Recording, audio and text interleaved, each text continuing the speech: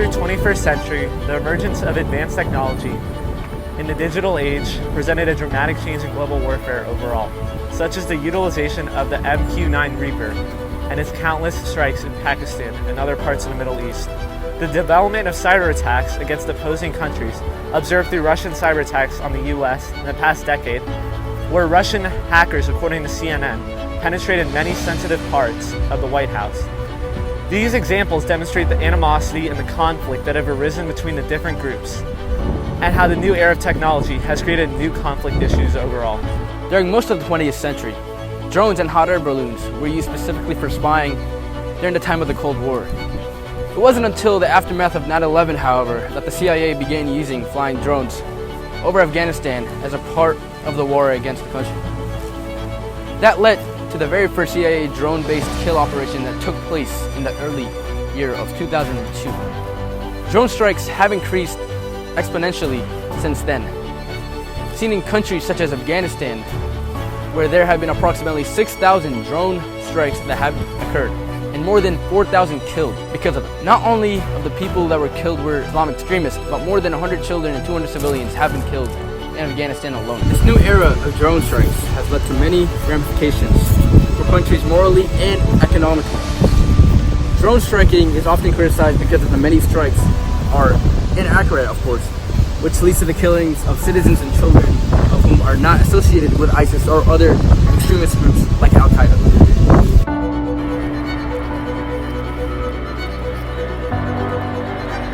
In the 2016 US presidential election, there were many presumed cyber attacks sourced to the Russian hackers that may have affected the turnout of the US presidential elections.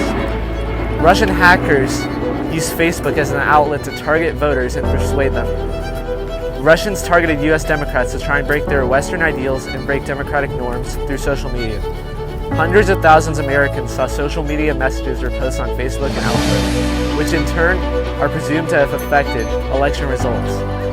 Facebook later claimed that security and surveillance of posts have never been an issue before.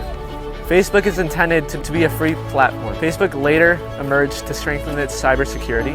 Another example of cyber attacks globally can be seen with the recent incidents in North Korea after the release of the interview by Universal Studios, which in turn caused them to launch a cyber attack on Sony, where the majority of the hacks were found to be located from China and North Korea. Honestly, just downloading an app or opening an external link can easily open up avenues for malicious software to take over core functions of your PCs. So, if you look at it on a bigger scale, cyber wars occur pretty often, whether it's internal threats or external threats. The emergence of this new technology has caused global nations to be in this so-called cyber arms race, where each country is making efforts to become superior in cyber technology so that they can protect themselves and launch attacks on enemies as well. So the reoccurring cyber attacks on our own nation and between nations has affected our nation, and the fact that we now have a new field, a new job field, especially in the military, because these cyber attacks have shown our vulnerable side, because sensitive information, like confidential information, has been leaked and is a lot more vulnerable here than it is, somewhere in a couple other nations, and we're not to our full potential yet. So it definitely has opened a job field. For example, the Army has just opened its new branch, the cyber branch, and it now needs more people with cybersecurity degrees and cybersecurity training to work that field and make our nation better. So that's how it's affected. In the 20th through 21st centuries, we have seen a new era of technological warfare, rather than putting human lives at risk.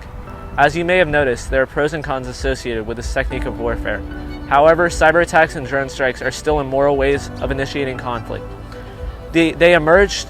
Drone strikes especially has caused drone operators and pilots to kill civilians associated with the intended targets. Cyber attacks are also targeted not only on nations' governments, but also citizens' mobile devices, as privacy and security with our digital devices are becoming rarer and rarer. In this new age of warfare, it has not only added civilians into the picture, but ultimately transformed the definition of warfare.